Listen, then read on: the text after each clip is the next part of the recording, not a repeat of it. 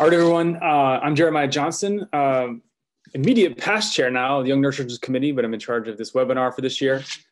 We have a very special guest on our Young Neurosurgeons NREF webinar series to close our usual, sort of our typical timeline of our webinars in our season, which is Dr. Henry Marsh. We'll talk all about him, and we're going to kind of undergo or discuss some of his thoughts and wisdoms that he's gathered through his career and so elegantly written in two books, one called Do No Harm, Stories of Death, Life, Death, and Brain Surgery. And we really look forward to this conversation with him. I also want to welcome our panelists, and we'll go through everyone who's with us today here shortly. So welcome to the webinar series. Our goal is to provide students, residents, and young neurosurgeons with timely information, education, and inspiration towards the career in neurosurgery. What is the YNC? It's the Young Neurosurgeons Committee, which provides representatives to the AANS leadership with the goal of developing future leaders of neurosurgery and providing a channel for young neurosurgeons, training residents, and students, et cetera, to impact the direction of the specialty. So what is the AANS? It stands for the American Association of Neurological Surgeons, and it's a scientific and educational association with more than 10,000 members worldwide. And in general, is an organization that guides the field of neurosurgery, and roles include education, advocacy, and promoting the highest quality of patient care. So we are a subcommittee of that organization. And then what is NREF then, since it's the Young Neurosurgeons NREF webinar? It stands for Neurosurgery Research and Education Foundation, which is a not-for-profit arm of the AANS. Its goal is to provide basic science, clinical research, as well as lifelong education to foster improved outcomes for patients with neurosurgical diseases. And one of its main charges is with supporting young neurosurgeons, both through research grants, as well as courses for lifelong learning and education, and we truly appreciate their support on this webinar. We do have a sub-series of the webinar, which is focused on preparing medical students who are entering their sub-internship period, where they're rotating through different neurosurgical programs in preparation for applying to become a neurosurgical resident. We're going to do part 2 of a 4-part series this coming week on June 6th at 6 p.m. on Sunday. And it'll be focused on surgical instruments, orientation, traumatic brain injury, and subarachnoid hemorrhage, as well as some neuro ICU cases. So if you're a medical student entering your 4th year sub-internships in the United States, please feel free to join us on that. You can check our social media for links this coming week. All right, finally, today's panel. So we have Dr. Michael Levitt, who's an Associate Professor of Neurological Surgery and Associate Professor of Radiology, and Associate Residency Program Director at the University of Washington. Thank you, Mike, for coming. Dr. Sophie Peters, who's a neurosurgery resident at UCLA Neurosurgery Program. Thank you, Sophie. It's great to see you. Laura Stone McGuire, who is Chief Resident of Neurosurgery at University of Illinois, Chicago, and will soon be doing a cerebrovascular neurosurgery fellowship, if I'm not mistaken. And then Aurora Cruz, MD, who is a neurosurgery resident at the University of Louisville, who is also, I believe, a Chief Resident and also interested in cerebrovascular, if I'm not mistaken. I haven't seen her pop up yet, but hopefully she will. So thank you all for your great amount of time that you're giving us, and we look forward to hearing the discussion with amongst all of us and Dr. Marsh. I want to thank Ms. Ana Rodriguez, who's a medical student in Mexico, for helping us with the concept of this webinar series, as well as doing a lot of the work behind the scenes. She's been tremendous, and thank you, Anna. She's on the call, will be helping us with the questions today, as well as Becky or Rebecca Struer, who is with NREF and who also does a lot of the hard work behind the scenes to set up the webinars, and she's here with the webinar background. Thank you, Becky, for all your hard work. All right, our featured guest, Dr. Henry Marsh. A true honor to have him with us today. He is, I believe you call it, Mike, correct me if I'm wrong, or Dr. Marsh, you're not doctor, it's Mr., right? Mr. Henry Marsh. Yeah, I'm afraid to forget that. Neurosurgeon from the UK. Yeah. He's practiced for many years at St. George Hospital in London. He is one of the early pioneers in awake brain surgery and eloquent cortex for brain tumors. He had a BBC Storyville film titled Your Life in Their Hands from 2004, which won a gold medal from the Royal Television Society. As far as the medical students and the residents may be interested in his education, so he attended University College at Oxford University, where he studied politics, philosophy, and economics. From there, he attended the Royal Free Medical School in UK, and he graduated with honors. And ultimately, through his books, you may, if you've read them, know his pathway to become a neurosurgeon, which is extremely interesting. In addition to this work, he's also a humanitarian. He's worked with neurosurgeons in Ukraine to advance neurosurgical care there. His work there was supposed to be BBC Storyville film, The English Surgeon from 2007, was based on his work there in part. And finally, what I think he's gotten the most renown for internationally is his really tremendous books. So he's an author of 2 books, largely memoirs, one entitled Do No Harm, Stories of Life, Death, and Brain Surgery, and a second, more recent book named Admissions, Life as a Brain Surgeon. It's tremendously written, amazing communication, enjoyable to both neurosurgeons and lay people of thoughts and memoirs of time in our field. So in The Economist, which is a premier journal, even a review said it's so eloquently written, it was a wonder. Some say that Dr. Marsh neurosurgery has done as Boswell, which Boswell is a famous writer of a memoir, Samuel Johnson, if I believe. So with that long and blustery introduction, I want to introduce Dr. Marsh. So thank you so much for being with us, Dr. Marsh. It's a real pleasure. Fine, let's share screen and yeah, right. Well, thank you very much for asking me to talk to you all. I'm sort of semi-retired now. I'm now still working abroad in Ukraine and Nepal and Kathmandu until the pandemic brought an end to that. And I rather doubt if I'll go back to that even when international travel becomes easier. And I've been doing quite a lot of online work, but we'll see. Now, one of the nice things about writing a bestseller is you get lots of, I got lots of rather nice letters. I only got 1 hate mail out of many hundreds of messages. And I won't tell you about that. And I got a letter from the director of the public health training program in the University of Southern California, San Diego. And she wrote, Dr. Linda Hill, I sit in the committee with other residency directors. As you probably know, the US also implemented duty-hour restrictions. A number of years ago, our then head of neurosurgery came to the committee and asked for an exemption to the 80-hour-a-week rule. When the committee asked why an exemption should be given to neurosurgery and not the others, he said, because neurosurgeons are superior humans, mentally, physically, and sexually. And as Dr. Hill said, you can't make this stuff up. Now, I don't think when I went into neurosurgery, I thought there was anything very sexual about it. But I did have a view, which I now is completely wrong, that somehow there was something very special about neurosurgeons. There may be something special about neurosurgery, but neurosurgeons we are fallible human beings, just like everybody else. Although perhaps we are more vulnerable, more prone to having inflated opinions about ourselves because of the nature of the work. So there I am in 1980, whatever it is, a long time ago, 41 years ago, at the beginning of training as a neurosurgeon in the funny days when English doctors still wore white coats and ties, which have now been banned on hygiene grounds. Why did I become a neurosurgeon? Well, it's a whole raft of reasons. I think when we're actually developing our career, we think we're making lots of rational, informed choices. By the time you reach my age, looking back at my life, I think, well, a lot of it was chance. I didn't even really know if I knew what I thought I was doing at the time. But so be it. Excitement and drama certainly drew me to neurosurgery. The love of patient care, I wanted to be of service, was very much part of my upbringing from my parents. Fascination with the brain. When I was a preclinical medical student, I found the neuroanatomy and neurophysiology by far the most interesting part of the work. I've always loved using my hands, did from an early age, and I still do now, though it's mainly busy making dolls' houses for my granddaughters.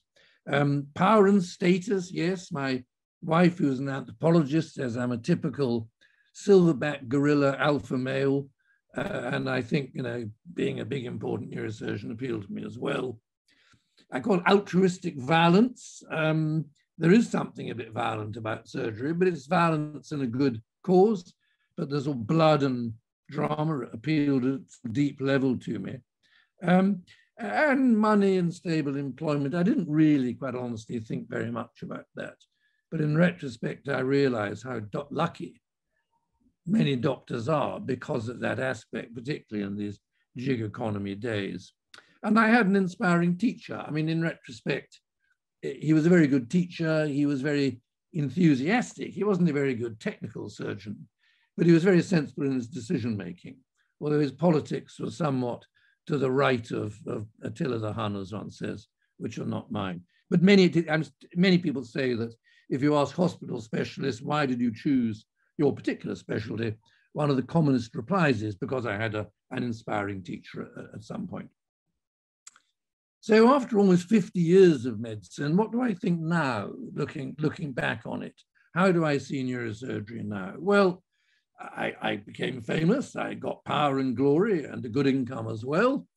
But I also discovered intense fear at times, deep shame and guilt, which haunts me even now. Sometimes, quite randomly, I'll remember patients from the past. I learned that I made terrible mistakes.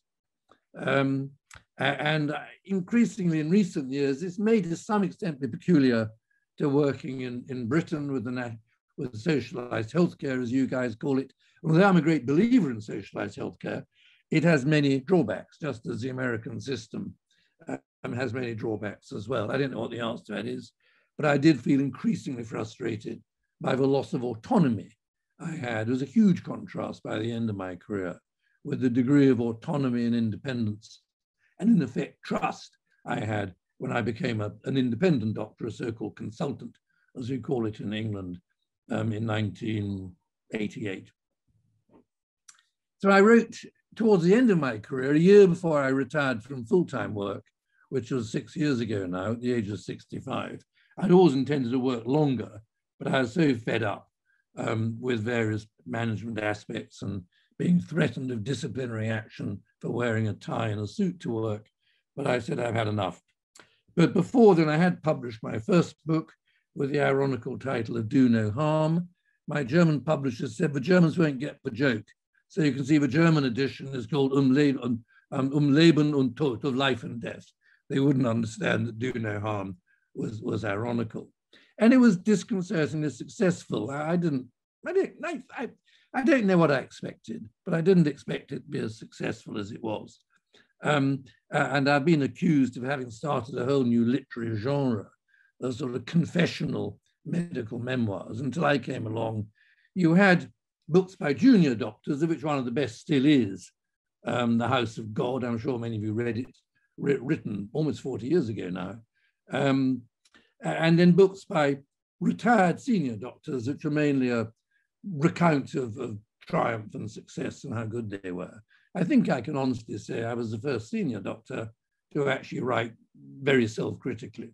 But it seems to have struck a chord with many professional colleagues and also with the public at large. What I learned in summary, and this is my message to you, younger neurosurgeons, is the operating you will come to understand, as maybe you understand already, in one sense is quite easy. Yes, it's technical skills, it requires lots of practice, lots of time, it's often quite difficult psychologically, you get stressed, although the dividing line between enjoyable stress and downright panic is hard to define, but it's everything else which is difficult, looking back on my career. And it's a bit like being on a tightrope. You have to find a balance between lots of competing tensions. And I made a list of the various domains, I suppose you could call them. And I was on a well-known BBC radio program where you have to sort of choose bits of music to listen to if you're stranded on a desert island. It's called Desert Island Discs, you might have heard of it. But one of the bits of music I chose was the great B.B. King song, You Better Not Look Down If You Want to Keep On Flying. And it seems to me, looking back in my career, that, you know, a lot of the time I couldn't afford to look down and realize just what a precarious balance I was having to strike. Only now in retrospect, I can see it a bit better, because now I'm no longer flying, I'm no longer on the tightrope. And of course, the first one, and in many ways the most difficult one, and the most troubling one for most doctors, because most doctors are not psychopaths, is finding a balance between compassion and detachment. The word empathy is invoked a lot nowadays. Doctors aren't empathic enough, but the strict meaning of the word empathy is to actually feel what somebody else is feeling, which we often do with somebody who is very close to us, somebody we love. Obviously, as a doctor, you can't do that. You know, if every time you took somebody's blood or put a drip up, if you felt the pain they felt or felt their fear and anxiety, you couldn't do the work. So we learn very early on in our careers that patients are a sort of separate group from us, and yet somehow we mustn't lose our humanity and care for them. And getting that balance right, I think, is very difficult. And of course, the whole point about finding a balance is you veer between going too far one way, you then overcompensate, go too far the other way, which is rather like the business of, you know, no surgeon is better than his last operation. After having done probably over 100 foramen magnum decompressions, I had a complete catastrophe where I totally misdiagnosed a posterior fossil subdural empyema after a totally straightforward foramen magnum decompression for a Chiari 2, Chiari 1 rather. And the patient survived, was left completely wrecked and trashed. And of course, from then on, I was always terrified when doing foramen magnum decompressions, and probably became a little bit too cautious about the way I did them. But that's a separate conversation. I think the question of how radical you are with foramen magnum decompression surgery is very interesting. And I increasingly, not just because of my awful experience, I increasingly find doing a bone only seemed to make a lot of sense. You have to find a balance between individualism and team working. Surgeons on the whole have big egos, I certainly do, ambitious. I wouldn't say actually, I don't enjoy trampling on other people, but looking back at my career, I certainly have trampled on other people to some extent, pushed people aside in my rush to get to the top. And yet, you know, the fact of the matter is surgery is all about team working. We may discuss that a bit more. I mean, it's become an awful cliche in the National Health Service. Team working means sitting in agonizingly boring committee meetings, which most surgeons like me don't like, and kind of nobody making decisions and being told how to, you know, not to wear jeans to work and things like that. But team working is critical. And yet to find a balance between driving personal ambition and being a good member of a team, again, is one of these tightropes we have to traverse if we're going to be ultimately good doctors and good surgeons. We have to find a balance between our conscience and what we think is good for our individual patients, and a certain amount of loyalty to the institution or even obedience to the managerial authorities. And sometimes these two are in conflict. We all, I think, have had colleagues who really weren't that good, and we wouldn't really want them to operate on members of our family. And yet, you know, we know if we try to expose them or denounce them, it can cause such problems. It can upset the whole department and maybe ultimately do more harm than good. But again, this is a very difficult balance to strike. And certainly there have been several big medical scandals in England where doctors were covering up for inadequate colleagues and got heavily criticized, and led to lots of rather punitive regulations against the medical profession. We have to find a balance between, is medicine a vocation or is it a question of making money? In socialized healthcare systems, on the whole, that's not too much of a problem. But in countries I work in, like Nepal and Ukraine and also Sudan, where public healthcare is so bad, everybody basically is involved in private healthcare. You have to bribe, we call it a bribe, you have to pay under the table if you want to get better treatment. And this will distort medical decision-making, even at an unconscious level, as I'll discuss perhaps if there's time. We have to find a balance between being very self-confident. When you walk into the OR, it's no good being a bundle of nerves. You can't doubt yourself too much. And yet at the same time, you have to be endlessly self-critical. And that's difficult. Our patients have to trust us. It's very easy for us to fall into the trap of inflating our self-respect, which we have to do to some extent. You can't be a good surgeon if you suffer from low self-esteem. But we can end up, and we can all think of, maybe particularly the generation who trained me and my generation, of surgeons who ended up with very exaggerated self-esteem and ended up not being self-critical and ended up making bad decisions as a result. We have to find a balance between being honest with patients, being realistic, and yet you have to act to some extent, as I'll discuss. Hope is the most precious drug, one of the most precious drugs we have in our armamentarium. And finding a balance between giving hope and being realistic is often very difficult. I think it's a particular problem in America, not just because of the doctors and the profit seeking, but because of the whole country's, your culture, and the idea that death is optional. And if you spend enough money and have enough options in chemotherapy, you'll live forever. Less of a problem on the whole, I think, in countries like mine. You have to find a balance between being brave, taking on difficult cases, and being reckless. And the corollary of that is if you decide, no, I won't operate, are you being wise or are you being a coward? And it's very hard to know. But there are potential solutions to that, as I'll discuss. Hope and realism, in fact, I've discussed. And also, of course, you have to find a balance between work and life. My generation of surgeons, we didn't really have any life outside work. It was everything. And it's unrealistic to expect doctors now to work like that. But that has a significant knock-on effect, particularly, I think, in England, maybe less in America, as to how work is, how hospitals are run, how doctors work. Because basically it means everybody's become less experienced. If people aren't willing to be on call permanently or virtually every night, as I was at the beginning of my career, it means it dilutes your experience. And that's a problem one has to resolve. As you know, it's crazy in Europe and England. The junior doctors work a 37.5-hour week. Well, you can't train somebody on 37.5 hours a week. But it's, again, you can't expect people to work the way my generation did. You know, they're people, if they're working spouses, working wives, working husbands, sharing childcare, all sorts of problems that weren't really an issue 40 years ago. With regard to individualism versus team working, if you ask me, looking back at my career, what am I proudest of? Well, it's not the surgical work I did. I mean, I got the idea of, I was the first person in Europe, in fact, to do mapping and awake craniotomies for eloquent low-grade gliomas. But I got the idea from Seattle, from George Ogerman, because many Seattle residents, including the esteemed Mike Levitt, worked with me in London. And I got the idea of awake craniotomy from Mitch Berger and George Ogerman. Nobody else was doing it in Europe. So I had a nice time when I was the only person doing it. I got patients, in fact, from all over Europe. Of course, by now, everybody does it. So my enormous practice shrunk a bit in terms of awake craniotomies.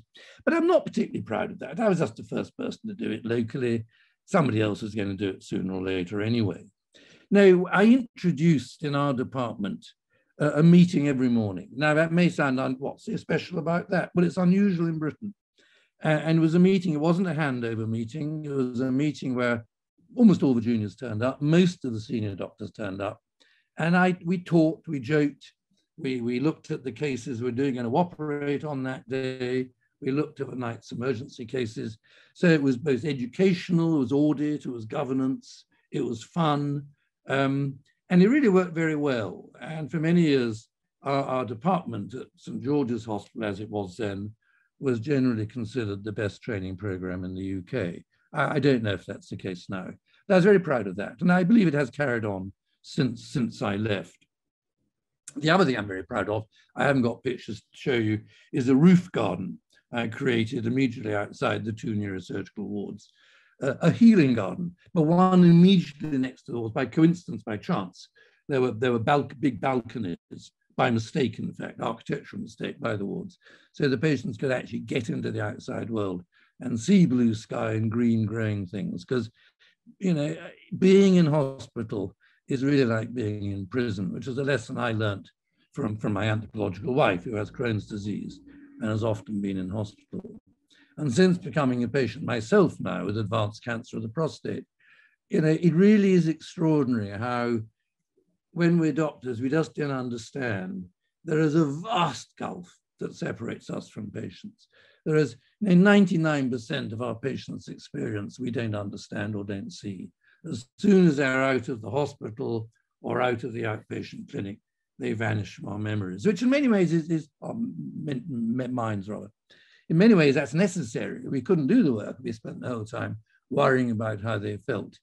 But it is such a common observation by senior doctors like me to say, I didn't really understand what my patients were going through until I became a patient myself. I don't think that can be changed. I don't think necessarily it should be changed. It's purely a thought experiment for me now, given that I've retired. I think now, well, if I was back in practice now, I really would be really very sympathetic and understanding with my patients. But then I think, well, actually, would I be able to do the work then? And I don't know the answer to that. What I do know is that it's easy to become corrupted by this need for detachment. It's easy to become a bit lazy morally and not to go that extra bit. And what really is so awful about being a patient is waiting. Is waiting in the outpatient clinic, waiting for scan results, or waiting for blood test results. It is a misery of waiting. And it's not that as individual doctors we can necessarily, at least in a socialized healthcare system like England's, as individuals make very much difference to that. One should all work to make the systems in the hospital as swift and efficient as possible. In the States, of course, because everything is more commercial, there are incentives to do that. There aren't in this country. But anyway, it's a whole new world, being a patient. And until you become patients yourselves, you won't understand it. Team working in medical decision-making, I've done lots of lectures about this subject. The whole point, of course, is that deciding whether to recommend an operation or not is a balance of the risk and benefit of operating against the risk and benefit of not operating. Right, so that's very simple and straightforward. But it's not, because these are not facts, these are probabilities. And we know from all the wonderful work by Danny Kahneman and others that when we have to estimate probability as human beings, we are subject to all sorts of unconscious biases. Now, I won't go into a long spiel about this, but that book by Kahneman, although it's slightly heavy going in places, it applies immensely well to the practice of surgery and surgical decision-making. And of course, the way we can try to overcome these cognitive biases is actually by teamwork, by having good colleagues. The fact of the matter is we're much better at seeing our colleagues' mistakes than we are at seeing our own, but ditto, they can see our mistakes better than we can. And if you have a good department where there is friendly competition, constructive competition, friendly cooperation between the senior doctors, that for me is the difference between a good surgical department and a bad one. But good colleagues, to a certain extent, rather like marriages are made in heaven. Again, you have an advantage in the States because there's much more movement between departments at a senior level. In England, on the whole, once you get a consultant job, you're there for the rest of your life. And it's much easier to divorce your wife than it is to divorce your colleagues. Anyway, Kahneman, great thing. And there are a list of all the cognitive biases, all of which apply to surgical decision-making. And in the earlier lectures I did some years ago, I sort of analyzed some of my more awful mistakes where patients had died or been left terribly damaged in terms of why. And a lot of it was to do with cognitive biases. Vocation versus a few horror stories for you. When I started working in Ukraine 29 years ago, I was doing things and helping my colleague there do things which nobody else could do. I used to drive from London to Kiev on several occasions with a carload of old operating microscopes. There were no microscopes in Ukraine in 1991, 92. So to begin with, you know, I was trying to train people up. Eventually I fell out with my main colleague who appears in the neurosurgeon movie because I realized he actually wasn't passing on what I'd taught to anybody other than his son. It was the old Soviet nepotism again. It was very sad. Now I'm working with different younger people now. Anyway, so in the early years, I actually could make a big difference.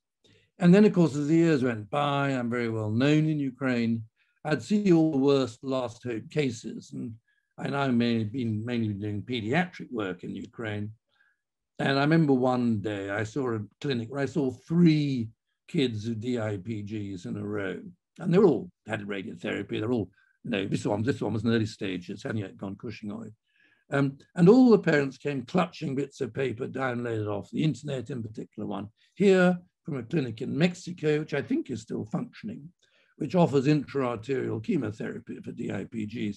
Well, it only takes a few minutes Googling to find out various trials which show that intra-arterial chemo doesn't work for DIPGs. And the question, and then you can see the bank details, large sums of money. But the interesting question is, these doctors here, are they consciously ripping off patients? Or do they sort of play silly intellectual games and say, well, clinical trials, evidence-based medicine, you know, there may be a few exceptions to this. Or do they think, well, poor parents, you know, will do anything to help? I think it's mainly self-deception. I can't believe they really are knowingly exploiting these incredibly anxious, vulnerable parents. But that's a fairly extreme example, but at a more humble level, I think, you know, I'm pretty sure if you took a video camera of neurosurgeons doing ward rounds, you'd find they smiled more and spent longer talking to the patients of meningiomas and with malignant gliomas. And again, if you know you're going to make money from treating a patient, even at an unconscious level, it may well influence your decision-making, because of course, the way it will influence it, in the most common way, is to underestimate the risks of surgery and to overestimate the risks of not operating. And so much of what we do, the evidence actually isn't terribly clear. And it's all, is in my hands, how good am I? And we have the optimism bias. It means we have to think we're very good, and maybe we're not. And that's another case from Ukraine. Catastrophic head injury. Month afterwards, I saw him totally wrecked brain, extending to pain. I had to go and talk to the parents at my colleague's request and say, look, you know, he's going to die, which I suspect my Ukrainian medical colleagues had felt unable to say. And I then went down to Odessa to operate there, do an MVD, in fact, came back to Lviv to be told another neurosurgeon from the military hospital had turned up, and believe it or not, had done a posterior fossa decompression because there was a sort of cyst in the posterior fossa. And I was told he'd probably been paid $1,000, but although it's a state hospital, all the surgeons would be paid as a giant tip. Now, okay, that's Ukraine. It's particularly egregious. And again, the question is, what did that surgeon think he was doing? I suspect he thought he was being jolly good and jolly helpful, and his assessment of things was wildly distorted by the fact he was making money from it. Oh, and that's the sofa for Ukraine's leading liver surgeon. Very good surgeon, I'm told. A friend of mine knows him, but he must have failed to bribe the tax authorities, because the police raid is flat, and they showed on $1 million under his sofa in his apartment. But I could come up with endless stories about Ukraine like that. Self-confidence and self-criticism. Well, there was a famous old school English general surgeon 100 years ago called Lord Monaghan. Looks, you know, very impressive guy. And what did he say? He was quoting an earlier writer saying surgeons need to have nerves of steel, heart of a lion. He wouldn't get away with the next comment, hands of a woman. How do you like it? But as I said, the problem is, yes, all that's true in a way, but we're so easily seduced and corrupted by the faith and trust which our patients have little choice other than to place in us. And it's very easy to get corrupted by that. And of course, Frank Lloyd Wright, who's one of my architectural heroes, made the comment, a doctor can bury his mistakes, but all an architect can do is advise his clients to hide the building by planting vines. And we can bury our mistakes psychologically as well, though my impression is most of us don't. I was doing an online lecture to the Barrow a couple of weeks ago, and I was asked Q&A, do you continue to be haunted by your failures? And the answer is yes. I mean, not to its point, it disturbs me very much, but they never go away. That wonderful quote I start my first book with by René Leriche, the French pain and vascular surgeon, but all surgeons have within them an inner cemetery. And it's a place you have to go from time to time to reflect on your mistakes and bad results. And it's a place full of bitterness and regret. And all of us, and all of you will find as the years go by, but that happens. I mean, there's no way you can avoid, unless you're a psychopath and just don't sit. Honesty versus pretense. I like to illustrate this by my wife, Kate, who wrote this wonderful best-selling book, Watch in English. A while ago, a young doctor doing it made a mess. We'll all remember cases like that. Nowadays, of course, it's mainly done by phlebotomists. My generation because it did all the bleeding. And he left a long line of bruises and pinpricks up her arm. And then the dear chap said to Kate, "Oh, I'm terribly sorry, I haven't really done this before," which of course was the last thing to say.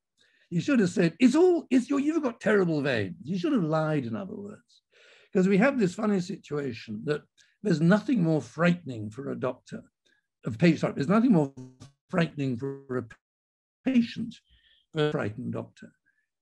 And we learn right from unconsciously, we have to hide our feelings.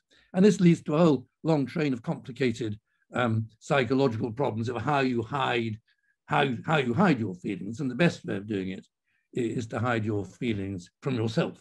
You develop this sort of split consciousness. There are three ways of hiding agitation, as La Rochefoucauld called it. You can not have it in the first place, which applies to psychopaths. I know 2 surgeons who I think are psychopaths, maybe 3, who have psychopathic tendencies, which means they don't suffer when their patients come to harm from something they've done or failed to do. But I think it's very unusual. You can hide it from others, which is very important to some extent, and you can hide it from yourself, which is very important, but potentially very damaging. It leads to lots of bad decision-making and bad medicine. It's all written about by the great evolutionary theorist Bob Trivers, about deception in nature and the human remarkable ability of a self-deception. And he says the reason for that is being selected by evolution because it's easier to deceive other people if you deceive yourself, because then you won't give away your nervousness that tells of the fact you're lying. And there's lots of talk nowadays, of course, about burnout and stress.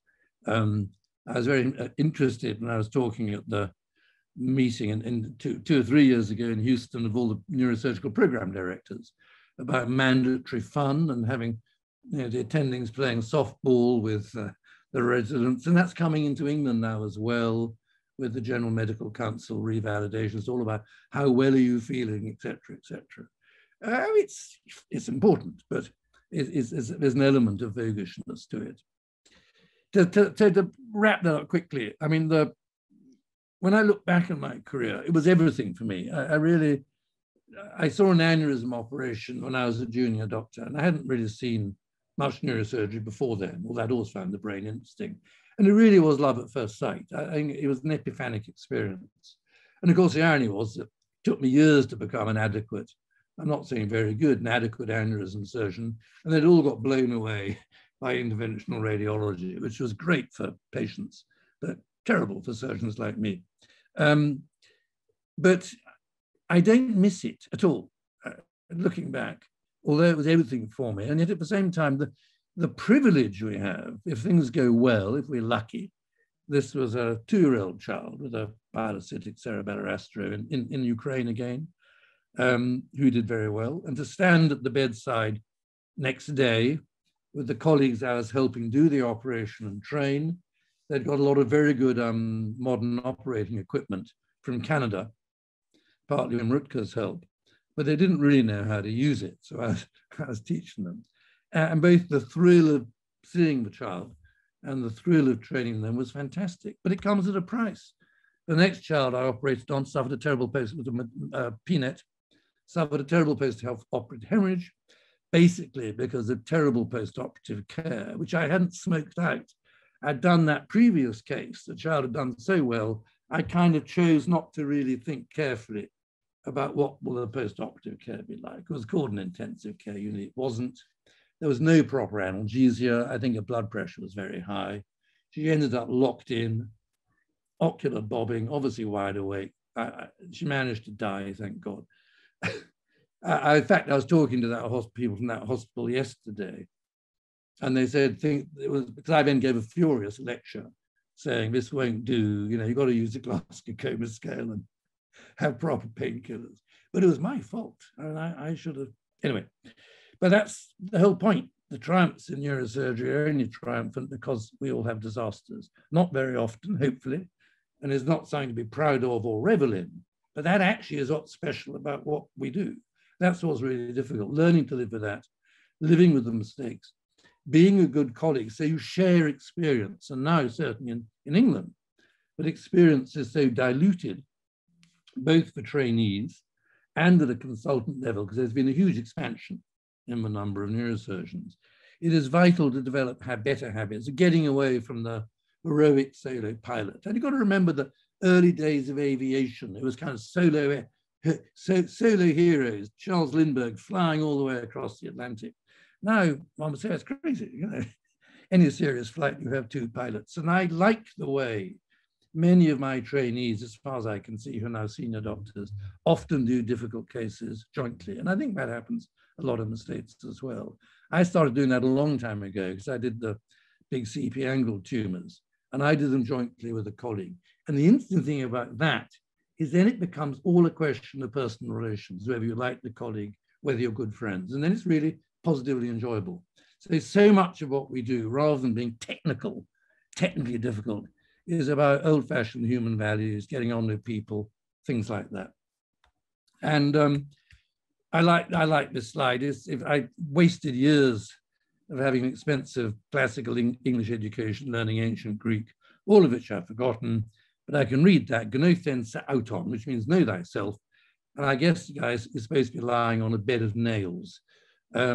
And a lot of, I think, lessons I learned over the years was to distrust myself, to criticize myself, to be more open with colleagues, to get away from the fact I knew everything, to get away from the fact my patients thought I was wonderful, even though they didn't know whether I was or wasn't. And those are the lessons I learned. They're the difficult ones, I think. And looking at your colleagues and looking at yourselves, I think in time you'll come to understand that as well. Maybe you won't. Maybe it's quite different in America. Anyway, right, done. That's my talk. Outstanding, Dr. Marsh. I think that each slide could be its own individual subject, you know, for a whole talk. I want to kind of be the intermediary a little bit here and go ahead and let any of the panelists that have questions for you ask them, and then we can. There's actually some quite good questions in the question and answer section. So Mike, I usually go most senior to most junior. So Mike, I think you're the most senior. Do you have any questions or points of discussion or something that you would like to add from your perspective, from your experience? First of all, it's scary to What about the miseries of working with me for a whole year? It was all awful, and I hated every moment of it. I know. I had to go back to your book and make sure the character, you know, from the beginning of your first book wasn't named Mike. It was something else. I don't remember. It was somebody else. Yes, thankfully, the names were changed to protect the innocent. So, you know, we know each other rather well, and it's always good to hear your talk. I wonder, in light of everything that's happened, even most recently, what are you most hopeful for the newest generation of physicians in general, but neurosurgeons in particular? Working together, asking for help, getting away from this feeling you have to know everything yourself. It's when I lecture medical students, I say, you know, ask for help. To ask for help is not a sign of weakness, it's a sign of strength. And obviously it's a balance. You don't want to be so feeble you say, you know, you have to ask everything. But I trained in a very brutal British tradition of see one, do one. You got thrown in at the deep end. This morning, actually, I went for a walk with a friend of mine who's now the president of the Royal College of Surgeons. He's actually a very, very sympathetic guy. And we were both saying, but the English system, although you trained up very quickly, it was pretty brutal. You was chucked in at the deep end. You were not supposed to ask for help. I remember I did a year of general surgery. I was shown how to do an appendicectomy. I remember the next case I had to do myself. I got stuck. I rang the consultant up. He came in, and that was it. All the next sort of years I did all on my own. Same with aneurysms. I did one aneurysm, a PCOM, with a consultant assisting me. The next 500 or 600 I did on my own. And that's bad. But it means you become very experienced, but it's painful. I think Neil Mortensen, the president of the Royal College, is agreeing, but I think in the States, you do your training much better on the whole. I mean, it probably depends from program to program, but some of the programs I've visited, I was very impressed at how generally supportive things are. I think things got a bit better in England. But although I was, you know, ambitious, egocentric, I would like to see the change continuing where, you know, people do difficult cases together. They get away from saying, I have to do it all myself. And if you have good colleagues whom you like working with, it's funny, it reduces the workload by 50%. It reduces the stress and anxiety by 90%, but the patients still feel well looked after. And these are cases which take hours and hours and hours, big acoustics, things like that. Maybe it's because I'm old and feeble, or was, but I mean, by 9 o'clock in the evening, when I'm on the basilar or on the last bit of the facial nerve, I'm no longer operating at my best, and yet I was trained to think that I could do it all. And I hope that's in the past now on the whole, but I think to our trainees, we ought to project an ethos, A, of operating together for difficult cases, and B, of being ruthlessly honest about bad results, which I know in America you find quite difficult for all sorts of reasons. But I think the senior doctors really have to set an example about, because if you make mistakes, you have a duty to try to learn from it, but you have a duty to stop your trainees making those mistakes as well. But inevitably, the human tendency is to hide them from oneself, hide them from others, things like that. But that sort of openness is very difficult if you work in a very litigious society, as you do in America, and England is getting more litigious. Medical malpractice litigation is going up and up and up, and starting to distort things in Britain now, defensive medicine. I think the National Health Service medical litigation bill is now 2% of the total budget. It's about £2 or £3 billion a year. Thank you for that. Yeah, it's a great point. I think maybe next is a tie between Aurora and Laura as far as seniority goes, and we'll go with alphabetical. So Aurora, next up. Thanks. Dr. Marsh, it's such a pleasure. You've been such an inspiration, I think, to some of the younger generations who got to read your books before entering neurosurgery. So it's such a pleasure to meet you. Thank you. I think one of the hardest and most important parts of our jobs is giving bad news. What do you number one bit of advice, especially for a newbie, if I'm giving advice to my intern next year? Well, first of all, always sit down. It may sound obvious, but I'm pretty sure sometimes I break bad news standing up. It's always bad. Always sit down. And in English hospitals, are not supposed to sit on patients' beds, I think, for hygiene reasons. But actually, it's a very kind and reassuring thing to do, to sit on the patient's bed or get down to the same level as the patient. The most difficult thing is to say as little as possible. On the whole, bad news is very simple. You're telling a family this person's going to die, probably, or you're telling somebody, a patient, they're running out of options. Of course, the joy about neurosurgery is the patients are usually so knocked off by this stage, we're not really having to break bad news to them. But initially, when you meet patients with malignant gliomas for the first time, things like that. So I got better, I think. The other problem is you never get any feedback. Patients didn't ring me up and say, Mr. Marsh, you were crap when you told me I was going to die. Or Mr. Marsh, you were wonderful. So we're learning in a vacuum. And how do we learn to do something well if we never get feedback? And this is one of the big problems about communicating, doctors communicating with patients. So, I mean, I find when things are really difficult and painful, I wanted to talk too much.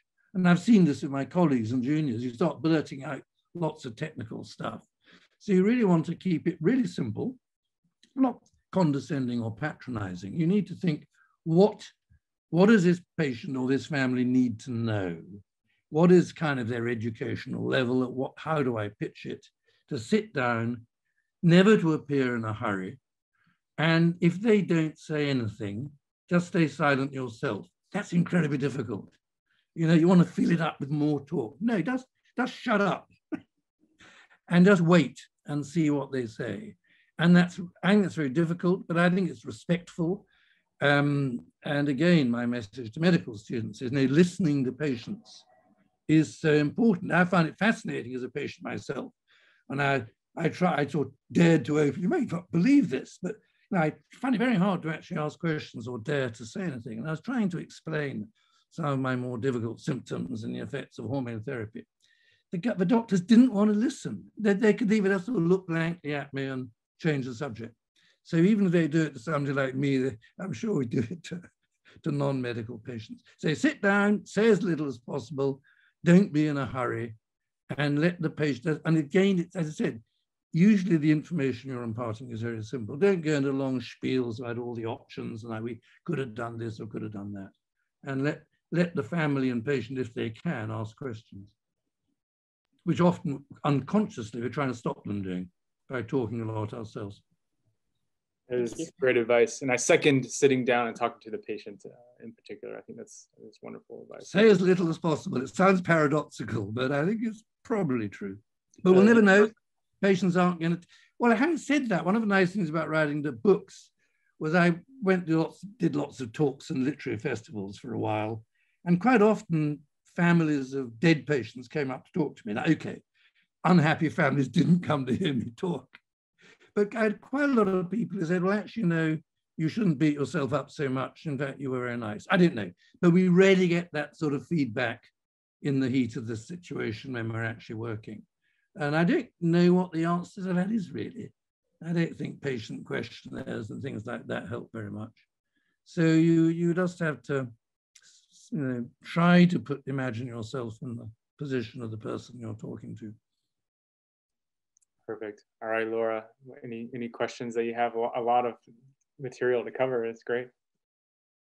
Yes, and thank you so much for giving this talk. I've been looking forward to being on this panel for a while because I read your books and I'm personally a fan, and it's certainly shaped my. Thank you very much.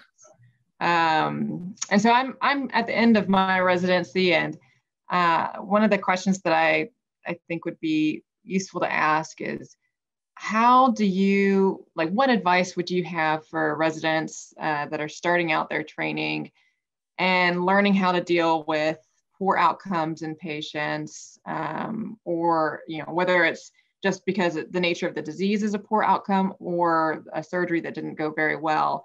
How would you, any practical advice that you might give to build resiliency, to I mean, the problem is at the beginning of your career, you can't refer back to lots of successful cases. I mean, in the later years of my career, when I had bad results, although I was always very upset, it only lasted a few days. When I had disasters earlier on, I'd feel sick as a dog for weeks and desperately anxious and frightened.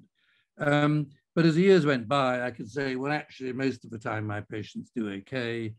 And I've been through this before, and I survived, even if the patient did. So it's more difficult at the beginning of your career.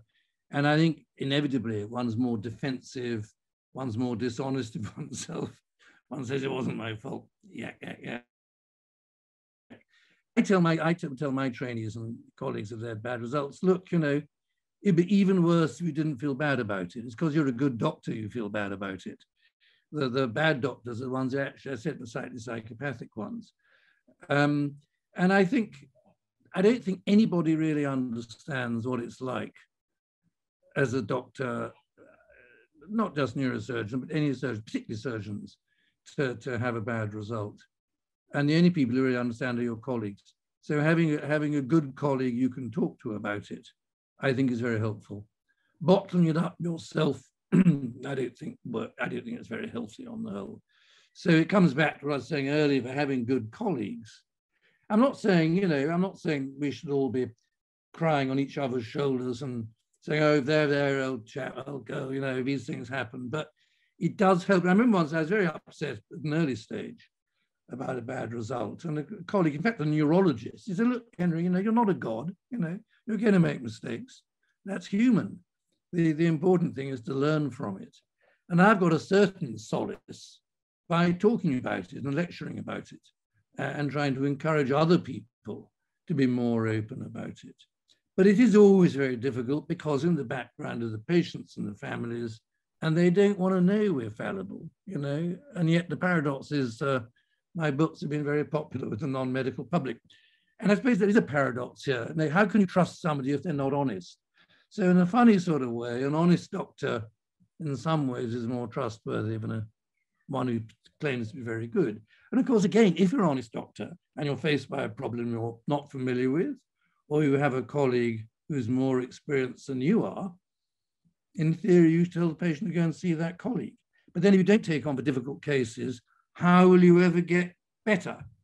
And the answer to that comes back to teamwork, you know, working together with colleagues who may be more experienced than you are. And that's difficult. That's one way around it. The more I think of all these problems, the more I think it comes back to good collegiate relationships between the senior doctors. And the era of the sort of Cushings and Dandys and Spetzlers of this world, I think is past on the whole. And I don't think technically, I don't see how there's going to be enormous single surgeon progress in neurosurgery. It's all more and more complicated, more and more teamwork, like scientific research.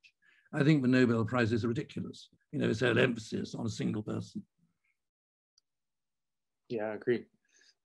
Okay, I think next is Sophie. I want to thank you as well, Dr. Marsh, for your huge influence on me, especially with your global health work. I've read all your books, and it's an honor to finally get to meet you. I'm kind of in the middle of my training right now. I'm a 4th year at UCLA. Mm-hmm. And I wanted to kind of steer you towards talking. Is Mitch Burgess? No, UCSF. No, who's the chairman at UCLA? Currently, it's Linda Liao. Right. Okay. Yeah. And so, based on your experience in Ukraine, Nepal, and Sudan, mainly, can you tell us how certain global health efforts, may actually be harmful sometimes to these communities if you go about it the wrong way? People always talk about the glorious side. It's very difficult. If you work at the bottom in the trenches, you'll make lots of enemies. If you help one doctor, all the other doctors will be jealous. And in retrospect, I ballsed up in Ukraine with this guy I worked with for so long. Maybe he changed as well and power, because he became very famous, having been totally obscure before he met me. And it kind of went to his head and he went a bit paranoid and megalomaniac. But then actually, he was really just reverting to the Soviet model of medicine, which is totally nepotistic. And there's no proper postgraduate training in Ukraine. I can't say for Russia. The system is basically the professor and the professor's son. And because all the doctors, the senior doctors, are in competition economically, as well as which they have a rather old-fashioned big ego, big surgeon deference attitude, they're very reluctant to train anybody other than members of their own family. So I call it the professor and the professorial son training system. And a lot of that comes down to money, because they don't want to have a senior doctor. This was very much the case in the Soviet time, and it's still the case now, that you didn't want to train up people because they'd displace you, they'd be a threat to you. And it's very hard to get around that. That's a societal problem about the economy, about corruption, and corruption is the other side of the coin of looking after your family and friends. So if you work at the bottom of the system, as I did, you end up having lots of political problems, as I did with my colleague. My colleague ends up very successful and famous, but then he becomes like it's a bit like Animal Farm, if you read the Animal Farm, where the pigs lead the revolution and then end up just being as oppressive as the original farmers. But if you work at the top of the system, you may well find all you're doing is helping the professor and his son and whatever. So you inevitably, you have to make major compromises. And the idea of going to sail in as a great white wizard from the West, as I thought I would, and revolutionize Ukrainian medicine was crazy, absolutely absurd. But if you're going to work in these countries, you do need to understand something about the society, about the power relationships within society, and within the medical profession. Rather like, the invasion of Iraq was crazy. You can't import democracy at the point of a gun. So although I don't regret my work in Ukraine, at the end of the day, I think I achieved very little. I hope I set an example for some of the younger doctors. Now, I know I'm very popular with the medical students there about trying to be open and honest and talk about the difficulties, psychological difficulties of the practice of medicine, which nobody else has ever done before in Ukraine. But you throw pebbles on a pile and you hope some of them stick. But it's very unlikely you're going to make a big difference. But the great selfish pleasure is you travel around the world. You have friends all over the place. I've been trekking in the Himalayas and been in the Sudanese desert. You know, I've done lots of great things, but all on the back of saying, well, actually, I'm doing good and helping my colleagues. And I've made very good friends. And one of the great privileges of being a doctor is it is a sort of international brotherhood and sisterhood. And you can make friends with people from all over the world. At the same time, I've seen very bad examples. I remember once, 2 years ago, I was in Lviv in Western Ukraine, in a private hospital, in fact, helping a colleague with a case. And there was a sort of team of American plastic surgeons who'd been flown in. And they were dealing with burns cases. And there were a whole series of Ukrainian kids with nasty burns. And these plastic surgeons were operating on them. But it was quite clear they were doing it on an assembly line basis. They hadn't involved any of the local Ukrainian surgeons. They weren't teaching or training anybody. And they more or less said, well, you know, our hospital has a global surgery program, and we have to tick this box and do it to get for the hospital's sake. And it wasn't really very helpful. I saw an even crazier example in Sudan when I was taken to see a cardiac hospital, pediatric cardiac hospital, funded entirely by the Italian Catholic Church. And obviously people are going around with begging bowls saying, save all these poor African children with congenital heart disease. So they imported an entire pediatric cardiac hospital, entirely staffed mainly by Eastern Europeans. They had no contact with the cardiologists in Sudan. They had an aeroplane flying around Africa, trying to find children with Fallot's tetralogy and things like that. And there again, this clearly was not achieving very much other than to please kind people back in Italy who thought they were doing good. So you have to think quite carefully, you know, what are you trying to achieve? Ultimately, it depends on making good friends.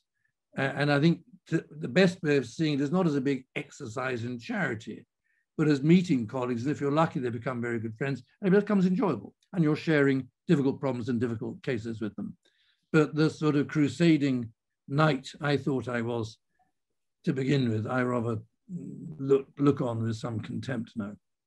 Thank you. And with limited funds, how do you triage, you know, so when I spent some time in Cambodia with Key Park, and oftentimes, you know, people would donate a little bit of money for a certain number of CT scans that day. So like you said, people pay out of pocket. Yeah. And I found it really tough to decide, do you give it to the patients who are most likely to do well, or the sickest patients who may actually have very little quality of life? No, it's very difficult, particularly with children. I mean, you have to, I discuss in my first book how I brought a child to London with a very huge vascular pilocytic cerebellar and she ended up stuck in London, obviously on a ventilator for ages, eventually got back to Ukraine, where she eventually died from a blocked shunt because they couldn't cope with it locally. And, you know, the hospital had let me do all this on a totally free basis, but they didn't let me do it again because it had been such a disaster. So as you say, you have to, is this a once-off, or do you want to try to do this for many patients? In which case, you have to choose patients who will do well. When I was training my Ukrainian colleague in the early years, I said, don't take on difficult cases. They'll do badly, and that will wreck the whole thing. So you need to take on simple cases which will do well. And so we were doing microdiscectomies to begin with, and a few spinal tumors. And then you build up the practice that way. And I think the same applies if you have limited resources. But it's heartbreaking. And sometimes you have to be a bad Samaritan. And I would see lots of, particularly kids with craniopharyngiomas, where I knew that they would not get endocrine support afterwards. I was talking to a Norwegian colleague of mine who'd gone out to Malawi, and they saw a kid with a big case. They did it, and then they discovered there's no DDAVP in the country, and the child died. You know, so again, in terms of global neurosurgery, again, you can't do the hit and run consultancy. You have to go in many times. You have to show the local guys you're not looking down at them. You're not asking them to show their dirty underwear and how crap everything is. And you try to establish a trusting, friendly relationship and work alongside them to actually understand how the system works and what the problems are. So it's a long-term thing. and don't expect great results. But if you're lucky, you'll meet nice colleagues, you'll become good friends, and you'll want to help them because you like them, you know, rather than because it makes you feel you're doing good. Very rewarding, but lots of ups and downs. Yeah, it's a very complex world. You know, sort of pun semi-intended. Let's see. There's some really good questions. Anna, you want to pick one that you want to ask Dr. Marsh? There's some good questions from the Q&A. Yeah, thank you. I want to ask something myself, and then. Sure, go ahead. Well, thank you for joining us, Doctor. I was hoping to ask, what was your thinking behind? Sorry, the link. Sorry, you broke up a little bit. Yeah. No one. Sorry, sorry. you broke up. We didn't hear. Sorry about that. So what was your thinking behind writing a book that, you know, no one has ever written about, you know, these topics, and they are important, but, you know, what were your thinking behind that? I've kept a diary well, from the age of 12 for almost every day of my life. So I've always been writing, and it's always had a slightly self-analytical basis. I went through a very traumatic divorce 25 years ago, not quite 25 years ago. And my sort of daily diary writing really became a sort of therapy for me. And I also found I was writing more and more about my work. So I was just writing and writing, purely for myself. And then after the end of my first marriage, I met my second wife, Kate, who was a brilliant writer and very successful. And she'd ask me sometimes, what were you doing at work today? And I'd drag out my laptop and I was reading bits. And she said, "No, that should be a book. Go and see my literary agent." So I did, and he looked at some of the things I'd written. He said, "Yeah, you can write. But the problem people like you have is how to structure it." So really, I published a book because I was encouraged to do so by Kate and by her agent. I didn't really think about the impact it would have. I mean, it's a paradox to stand up in public and say, I make mistakes, and I get quite frightened and upset. You have to be terribly self-confident to do that in a way, you know, to admit to making it. It's a sign of certain inner strength, which I guess I have because of my upbringing, my background, my parents, my DNA, you name it. But I did not think when I wrote the book, I wasn't thinking about encouraging lots of doctors to be more honest or lots of doctors to write books. I was just, you know, writing because I wanted to write it and because I found it helpful. And it's storytelling. You know, I like telling stories. One of my main activities over lockdown has been I tell my granddaughters invented fairy stories every night on FaceTime. You know, and again, as doctors, we lead incredibly interesting lives. Our patients are so interesting. And of course, what's interesting is how we feel about it as well. And it's not, you know, and that was also taking the mask off the doctors. But honestly, I wasn't planning anything consciously like that. In retrospect, I can see what I was doing. But at the time, I was just telling stories because I thought it was also interesting. And there was a little bit of bidding war between the main British publishers to publish my first book. But the publishers I went for, who didn't offer me the biggest advance, and the editor had become a very good friend of mine since then, she wrote saying, basically, this book is a love letter to neurosurgery, which is the case. You know, I don't miss it, but it was love at first sight, and I never lost that. And it's a tangle of things. It's the caring for patients. It's the incredible seriousness of it. It's the fact the brain is so infinitely mysterious, not in a mystical way. Of course, brain surgery is incredibly crude compared to the complexity of the brain. All those things mixed up together. For me, I think I was just incredibly lucky to find neurosurgery when I did.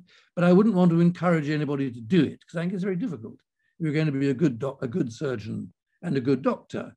And there are lots of good neurosurgeons who are bad doctors in the sense of being kind to patients. It's really tough, really tough. Okay, I'm gonna try something new. Let's see if it works. Luai Halak, let's see if he wants to ask his question, which I like that he wrote in the Q&A. Let's see. Luai, are you there? If not, I'll read it. Maybe not. So he asked, brain surgeon's life is never, it's a quotation, I think, from your book. A brain surgeon's life is never boring. It can be profoundly rewarding, but it comes at a price. And his question is, what price is that? Guilt and pain and anxiety of patients doing badly. And, you know, in a sense, you know, I for myself, I was in a sort of permanent chronic mild anxiety state, always worrying how my patients are doing. And if ever the phone rang, in the early days, it was an air call rather than a mobile phone, my heart would sink, and I didn't know whether it was a serious problem or not. So you live on your nerves, at least I did. And I think most people do. But maybe it's changing, I don't know. Maybe it's me, maybe it's partly my personality. I'm a bit anxious and neurotic, like testing myself. So that's the price. And of course you will, if you're unlucky, you may have some major disasters and there can be litigation and all sorts. And I think your generation work in a much more hostile, critical, transparent environment than I did when I was at the beginning of my career. Mistakes in England were easily brushed under the carpet and hidden. That's increasingly difficult now. So personally, I think it's much more difficult to be a surgeon now than it was 30 years ago. Great. So there's another Bahari Kiwalani. Says, thanks for the talk. I'm working in Ireland. I'll be starting my core surgical training in neurosurgery in July. He aspires to become a neurosurgeon. Given the European work time directive, what's the best way of making the most out of our time so this surgical experience is not diluted? Well, hopefully you work for bosses who will gently prefer you to be there when you're not supposed to be, and don't tell you ought to do that, but it's fairly relaxed that actually you come in when you're not rostered to work to see the more interesting cases. And you're not allowed to encourage people to do that. You'll be in trouble with the authorities. But, you know, I very much like my juniors who would turn up when I knew they weren't on call. And I wouldn't ask them about that, but just, you know, and that you'll get, it depends on the people, it depends on the senior doctors you work for. But I think, you know, if you're going to stick, strictly speaking, to a 37.5-hour week, it's going to take a long time to get even the most basic competencies. Yeah, I think that's right. As you know, in the United States, it's 80-hour work week. Yeah, which I think it's about right. And the other point, of course, is that it's much more intense now. When I was a junior, I was on call permanently. 1 in 1 was the phrase for 2 years at one point. You know, 24 hours a day, 7 days a week, 48 weeks a year. I rather liked it. But I got to sleep at night because the only brain scanner in the region was the one in my hospital. I decided who was scanned. And again, in those days, old people coming in with a stroke didn't have a brain scan. Now, when I was still working in London, my juniors were being used as a neuroradiology reporting service throughout the night. So they spent the whole time on the phone, very little time operating. And I think it's a bit the same in the States. So it's much more difficult now in that sense as well. Great. I think we have a couple more good ones. So what do you think, how do you think neurosurgery will change the next 10 to 15 years by the time? I'm always asked, I'm very reluctant to commit to the future. I'm a skeptic about AI. I think AI is due another winter soon. I don't think machine learning and deep learning is really very smart after all. I don't think playing Go and playing chess are pinnacles of the human intellect. I'm sure there'll be AI-assisted radiology reporting, but I'd be very surprised, as of autonomous cars. I think it's very unlikely we're going to have fully autonomous cars. So I don't, robots, I don't know. I mean, robots are getting an established place in prostate surgery and renal surgery. It's very hard to do a trial as to whether it's better or not. It's one of those things like endoscopic surgery for pituitary tumors. As soon as you start doing it, you realize it's much better. So I was very happy to do it with a very skilled endoscopy ENT colleague. But so whether robots will have a place in brain surgery or not, I don't know. It's partly because of me being an old man. I feel that the glory days of neurosurgery, which was aneurysm surgery, are kind of past. I clipped quite a few basilar aneurysms, unbelievably steep learning curve.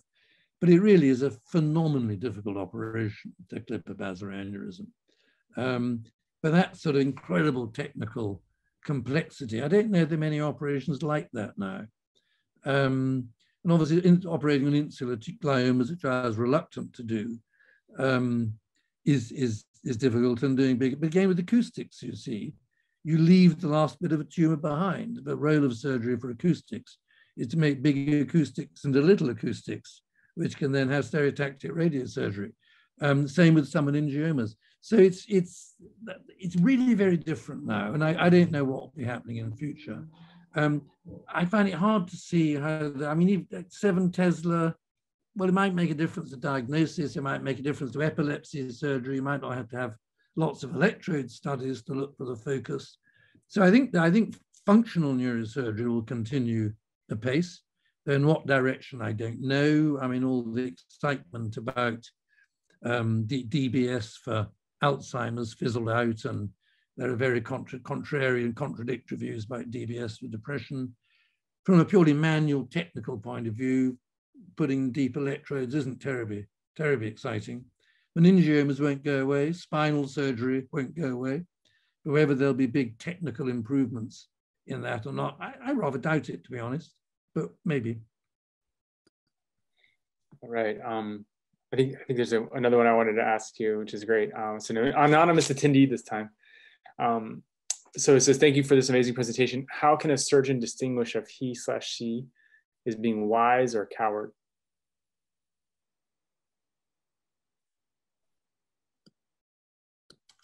Comes down to colleagues, really. What if you have good colleagues you respect, what would they have done?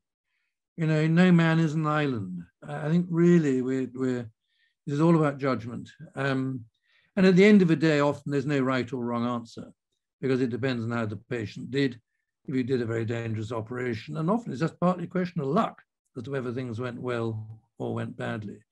I mean, obviously ultimately you judge surgeons over time by their bad results, not by a single bad result. You know, and if they have repeated bad results. I remember my main anesthetist, who was a very good friend, was also, that was years ago, was also doing anesthetizing for the GU surgeons.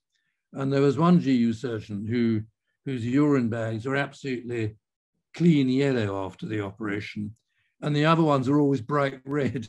And I remember once she staggered into my OR saying, "Don't ever let that man operate on your prostate, Henry." You know, so sometimes you'll see over time. And anesthesiologists are often in quite a good position to judge what surgeons are like over time. Yeah, kind of like that question because it's a bit open-ended, but I think you're right. I think you had to kind of like be honest with yourself about looking at the results of those around you, right? Yeah. Like, yeah. Judging from the room and how people react, and your behavior and indications and outcomes compared to your colleagues. I think that's right. All right, I think we're getting sort of close towards the end of our time here. If there's Mike, Sophie, or Aurora, or Laura, or Anna, have any other questions? I think we have time for maybe one more. If not, we can kind of wrap things up and let Dr. Marsh return to his evening. I mean, well, return, but I'll have a nice large gin and tonic next, I think.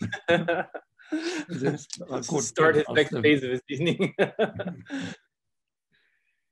All right, very good. I have a little outro. If you guys will indulge me, I'll show that, and then we'll close it down. All right. So just again, a reminder for those on who are students in the 4th year that we have our sub-internship series, which will be continuing June 6th. Check on social media for links. I know the one that's here is obviously not super accessible, and you can attend that. Let's see if I can get my thing to advance. There we go. There's for the medical students and any of the residents, there's a co-branded webinar that I do with the Medical Student Neurosurgery Training Center, which has a lot more detailed information about the process of getting into neurosurgery residency and various specialties. Please check that out. Also, if you're interested in matching in neurosurgery, there's a neurosurgerymatch.org, which the AANS and the Young Neurosurgeons Committee has puts a lot of time and effort into curating. It's a good source of information for neurosurgery match.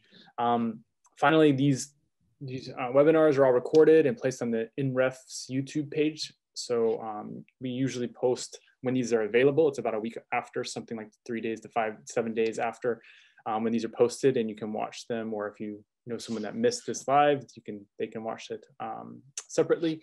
And feel free to also follow us on social media, because we typically post about that as well. And I just wanted to thank Dr. Marsh and our panel, and Anna and Becky, so Laura Stone McGuire, Sophie Peters, Aurora Cruz, Mike Levitt, and Becky Struer for all their wonderful support. And Dr. Marsh, again, thank you for taking time out of your... Do you do a feedback exercise at all? Say that again? Do you collect feedback at all on your presentations? So generally speaking here, we have this email address that people can send feedback, but we don't get a ton of it. Okay. Do you have any? No, well, I mean, as I say, one of the problems about learning to break bad news is you never get any feedback. As a lecturer, it's always good to get feedback, and I prefer criticism to compliments.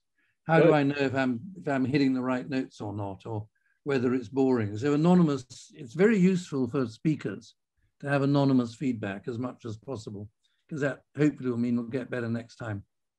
All right, well, we have this, I'm not sure if you guys can still see my screen or not, but we have webinarync@gmail.com, and we can certainly try to get feedback. We had a survey at the early part of our webinar, which was some sort of a form of feedback, but we don't have an individual feedback system per lecture at this point. Well, it's a good.